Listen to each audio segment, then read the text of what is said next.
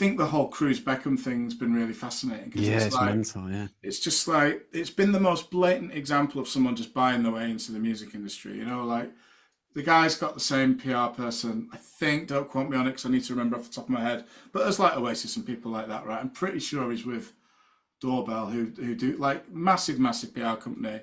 And it's like, and he's getting like, and the shows are getting reviewed in like loads of major publications, including The Guardian. And it's like most bands of that size, like that's years and years and years of work, right? That's and it's real, and it just seems to be like accepted like with a bit of a shrug. And I know it's like an extreme example. Not everyone is David Beckham's son, and so there's going to be a novelty or a curiosity attached to it. But I wish there was a bit more pushback on stuff like that because it's just like we're just allowing people to buy their way into this kind of stuff, and it's shit. So yeah, stuff like that really winds me up, and it's infuriating because it's like rather than just why publish a review of someone who's going to get loads of press anyway because they've just bought it, and they're literally the only reason why they're getting this coverage is because of who their dad is.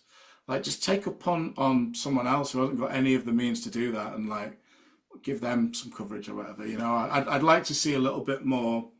I think a lot of established publications tend to hedge their bets a little bit, and they wait for younger groups to break through and see if they've had some success and then sort of cover.